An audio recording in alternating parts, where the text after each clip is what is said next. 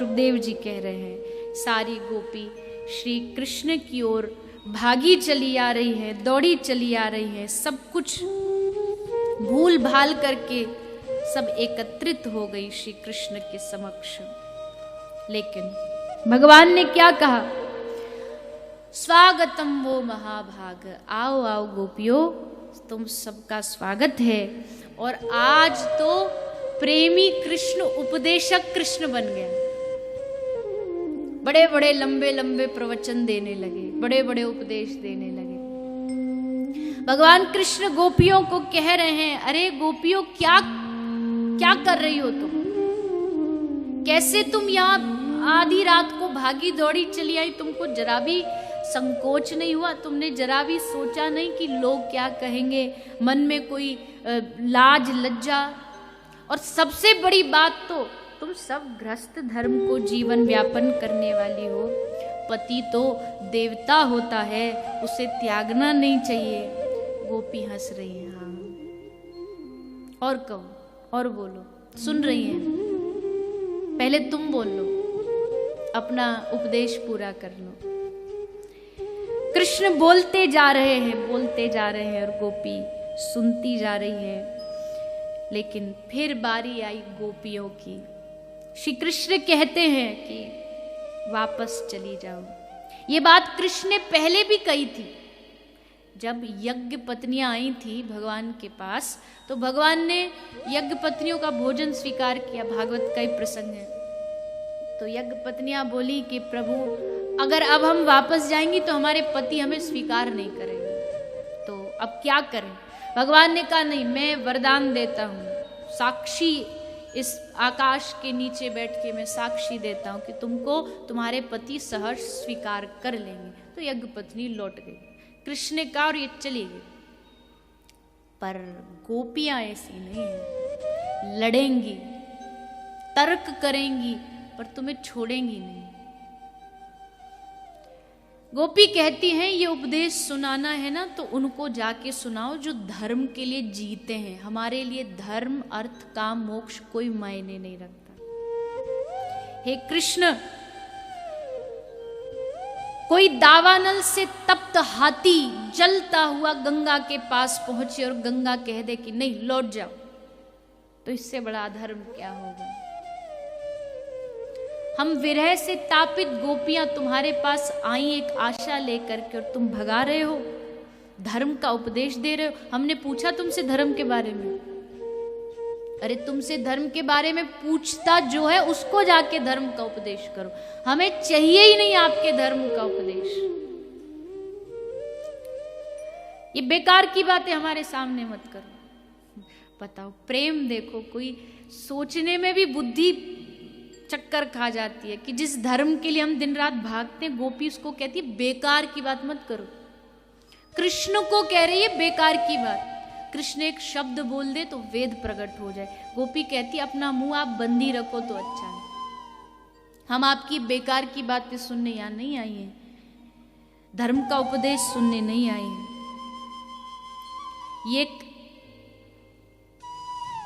ये बात एक वृंदावन वाला ही बोल सकता है, एक ब्रज वाला ही बोल सकता है।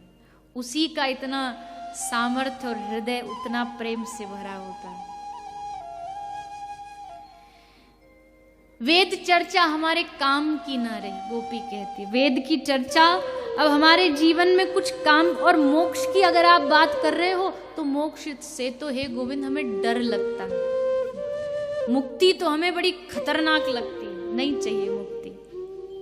किस धर्म का उपदेश दे रहे हो आप? किस मुक्ति का उपदेश दे रहे हो आप? हमें नहीं चाहिए ये उपदेश।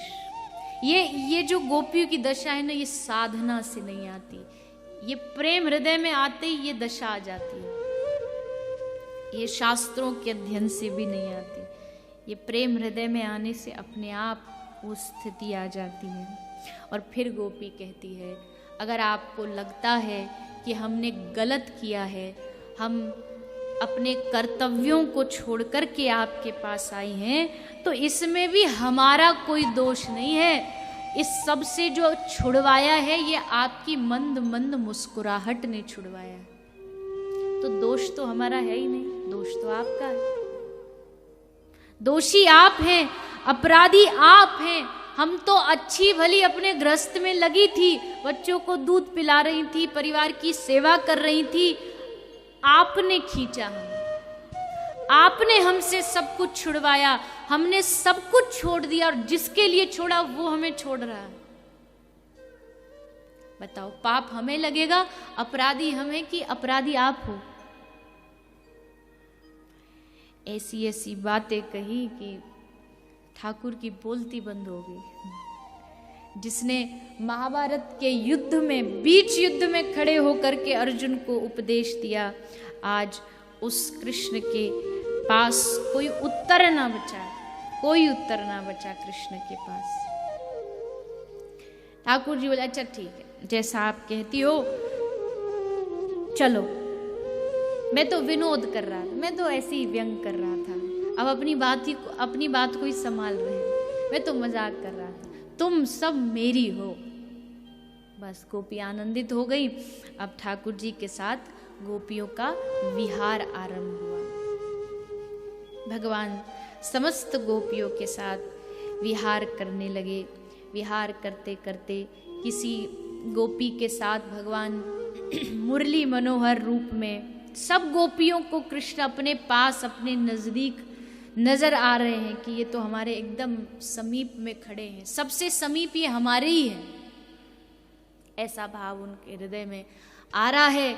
लेकिन सुखदेव जी कह रहे हैं, परीक्षित ये क्या हो रहा है? अरे इतना आनंद, इतना रस, और इस रस में अचानक इन गोपियों को क्या हो गया? एक बोली, मुझसे अब चला नहीं जा रहा, मेरे पैर दुख रहे हैं, महाराज करना है तो मेरे चरण दबाओ। कृष्ण को आदेश दे रही है, चरण दबाओ। क्यों? मन में आया, अरे मैं तो इतनी सुंदर हूं, मेरा नृत्य तो कृष्ण को सबसे अच्छा लगता है, अगर महाराज करना है तो जो मैं कहूंगी करना पड़ेगा। मान, इस रस में ये मान कहां से आ गया?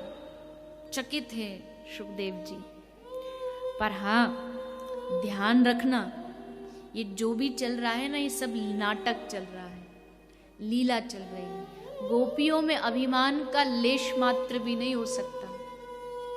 नारद जैसे नामाचार्य, जिनकी चरण धूली अपने मस्तक पर रोज लगाते हैं, वो अभिमानी नहीं हो सकती। ये सब नाटक है हम जीवों के लिए कि देखो, रस में भी अगर एक बूंद मान की आ जाए तो सारा रस खत्म हो जाता है। हमको शिक्षा देने के लिए नाटक कर रही है गोपी। एक गोपी कह रही है, कन्हैया रास करना है तो पहले मेरी वेणी बनाओ, इसमें सुंदर पुष्पों का गूथन करो, तब मैं रास में जाऊं। कृष्ण वेणी बनाने लगे, उसके पांव दबाने लगे। एक बोली, हमको बड़ी गर्मी लग रही है, हमारी सेवा करो, उसके पंखा जलने लगे। कोई जल मांग रही, हमको पहले पानी दो, हम तब आगे बढ़ेंगे। ठाकुर सबकी सेवा कर रहे हैं, लेकिन कब तक? कब तक? सबकी इच्छा पूरी करते करते करते एक समय आया जब पूर्ण पुरुष पीताम्बरधारी श्री श्याम सुंदर अचानक से गोपियों के साथ लीला कर रहे हैं, विहार कर रहे हैं। गोपी आनंद में डूबी हैं कि हमारे साथ हैं, देखो हमारी सेवा कर रहे हैं। उसी क्षण अंतर ध्यान, कृष्ण अंतर ध्यान हो गए, चले गए महाराज को छोड़ करके। हमारे हृदय से भी कृष्ण को जाने में समय नहीं लगेगा अगर मान हृदय में आया तो। अभिमान आया तो तुरंत छोड़ करके अंतर ध्यान। अब गोपियां उनके आर्त से, उनके चीख से पूरा वृंदावन गूंज उठा। आज निकुंज में विलाप ही विलाप है चारों ओर। हाय, हमारी जैसी अभागिन कौन होगी? हमें इतना सुख दे रहे थे वो, हमें इतना आनंद दे रहे थे वो, और हम गोपियों ने अपने आप को ही इस तुच्छ देह को बड़ा मान करके अपने आप को बड़ा मानने लगे। अब गोपियां आपस में खूब क्रंदन करती हैं। ललिता कहती, ये सब मेरे कारण है, ये सब मेरे कारण है। मैंने ही अपने हृदय में ये भाव लाया कि ये मेरी सेवा करें, इसलिए वो छोड़ करके चले गए। चंद्रावली बोली, नहीं नहीं, आपके कारण नहीं, अपराधनी तो मैं हूं। वो इतना प्रेम दे रहे थे और मैं उनसे सेवा करवा रही थी। सबसे बड़ा अपराध तो मैंने किया है, मुझे तो मर जाना चाहिए, इन प्राणों को त्याग देना चाहिए। हमारे श्याम सुंदर कहाँ हैं? हे वट, तूने तो देखा होगा, तूने तो देखा है, तभी तो तेरे चेहरे पर मुस्कुराहट नजर आ रही है। तूने श्याम सुंदर को देखा है। तभी दूसरी गोपी बोली, अरे इससे क्या पूछती है, ये बूढ़ा आदमी। श्याम सुंदर गए भी होंगे तो बुढ़ापे में इसको क्या याद रहा होगा, इससे मत पूछो, आगे बढ़ो। आगे सखी पूछ रही हैं, हे मल्लिका, हे मालती, बता न श्याम सुंदर कहाँ गए हैं। हे वृंदे, तुलसी को पूछती, हे वृंदे बता श्याम सुंदर कहाँ हैं, तू तो उनकी प्राण प्रिया है, तुझे छूते हुए वो यहाँ से गुजरे होंगे, तूने उनका स्पर्श किया होगा। तभी दूसरी गोपी कहती, अरे इससे क्या पूछती हो, ये तो हमारी सौत है, इसको पता भी होगा तो भी नहीं बताएगी, इससे मत पूछो, आगे बढ़ो। यमुना पुलिन पर गोपी पहुंच जाती है। यमुना से पूछती है, हे यमुने, कहाँ है हमारे श्याम सुंदर, उनका मार्ग बता दो, किधर निकले हैं, एक बार हमें रास्ता बता दो। यमुना से, कुंज में, पशु से, पक्षियों से, पृथ्वी से, हे पृथ्वी, हे धरा, जिस प्रकार मां जानकी तुझ में समा गई, आज हमें भी तू अपने भीतर समा ले, क्योंकि हमने जो अपराध किया है वो क्षमा के योग्य नहीं है। गोपियों का शरीर कांपने लगा, शरीर एकदम कंपन होने लगा, विरह बढ़ता गया, बढ़ता गया। तभी जोर से हल्ला मचा, अरे कृष्ण आ गए, कृष्ण आ गए, कृष्ण आ गए। देखा तो सामने एक गोपी खड़ी है और कह रही है, लो मैं आ गया। अपने आप को एक कृष्ण बना करके खड़ी हो गई। देखो गोपियों, मैं कृष्ण। अब अचानक से जो कुंज रो रहा था वो हंसने लगा, सारे निकुंज में गोपी हंसने लगी। श्याम सुंदर आ गए। एक गोपी खड़ी हो गई, मैं कालिया नाग का मर्दन कर रहा हूं। काली गोपी की चोटी नाग जैसी थी, उसी को कालिया समझने लगी। एक गोपी कहती है, लो मैंने गिरिराज उठा लिया, आ जाओ सब तुम मेरे नीचे। अपनी चूनर को उठा करके गिरिराज बना करके खड़ी हो गई। क्या दशा है इन गोपियों की, इतना पागलपन, इतना बावरापन कि यही भान नहीं रहा कि मैं कौन हूं। कृष्ण के चिंतन में स्वयं ये कृष्ण बन गई। ऐसा मन में भाव आता जा रहा था, तभी अचानक से इन सब गोपियों को एक रोने की आवाज, विलाप जोर जोर से सुनाई पड़ा। देखा कौन है, जाकर के देखती है कि पास में श्री प्रिया जी, किशोरी जी विराजमान है और क्रंदन कर रही है, रो रही है। हे प्रिया जी, आपको श्याम सुंदर कैसे छोड़ गए? क्या आपको भी मान हो गया? क्या आपको भी अभिमान हो गया? और कुछ लोग ऐसा कहते भी हैं कि गोपियों को छोड़ के भगवान श्री जी के पास गए। राधा रानी को फिर अभिमान हुआ, अरे कैसी बातें करते हैं, राधा रानी को अभिमान। कोई शास्त्र नहीं कह सकता कि राधा रानी को अभिमान हुआ हो, नहीं, कभी नहीं। और कृष्ण राधा रानी को भी छोड़ करके चले गए। राधा रानी ने कहा हमको कंधे ऊपर बिठाओ, हमसे चला नहीं जा रहा, तो ठाकुर जी छोड़ के चले गए। अरे ब्रज के रसिक कहते हैं कि जिस दिन कृष्ण ये कह दे तो कृष्ण ये सुन के तो बावरा हो जाता कि आज तो श्री जी मुझ पर रीझ गई हैं, मुझे इतनी अद्भुत सेवा दे रही हैं और कृष्ण छोड़ करके चला जाए। इससे बड़ी कृष्ण के लिए और कोई बात हो नहीं सकती थी कि श्री राधा रानी मुझे ये आज्ञा दे दे।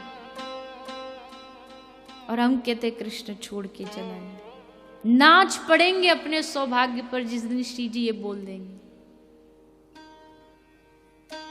धन धन राधिका के चरण, उनके चरणों को पाने के लिए तो दिन रात रोते हैं, उनको छोड़ के चले जाएंगे, ऐसा हो नहीं सकता।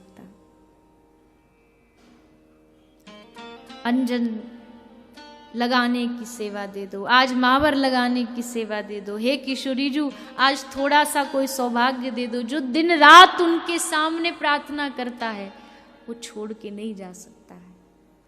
प्रिया जी ने देखा कि श्याम सुंदर जब सब सखियों को छोड़ कर के उनके पास आए तो सारी सखी एकदम व्याकुल हो गई। अपना शरीर देह उनसे अब रोका नहीं जा रहा, शरीर एकदम जल उठा।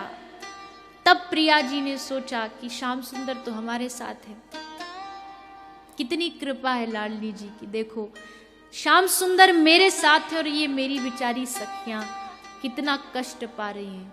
इसलिए श्यामा जी ने सोचा कि मैं इनको छोड़ के अपनी सखियों का साथ दूं, उनके साथ जाऊं और उनका सहयोग करूं, धैर्य धारण करवाऊं। इसलिए श्री जी ने ये लीला की है कि श्याम सुंदर छोड़ करके चले गए और श्री स्वामिनी जी खुद कहती है श्याम सुंदर से कि हे श्याम सुंदर, ये थोड़ा उचित नहीं है कि आप उनको छोड़ के मेरे साथ विहार कर रहे हैं, आप चले जाइए, मैं भी उनके साथ मिलकर के आपको पुकारूंगी, आपका आवाहन हम गोपियां करेंगी, तब आप आकर के हम पर कृपा करिएगा। इसीलिए श्री जी ने गोपियों का साथ दिया, अभिमान नहीं। इस बात को मन से निकाल दीजिएगा। तब सब सखियों ने देखा, ललिता ने देखा, अरे हमारी स्वामिनी तो देखो यहाँ लोटी है, केश बिखरे पड़े हैं, शरीर एकदम जर्जर हो रहा है। तब इन गोपियों ने श्री जी को संभाला और फिर सारी गोपियां मिलकर के श्री श्याम सुंदर को पुकारते हुए गोपी गीत के द्वारा श्री श्याम सुंदर का आवाहन करती हैं।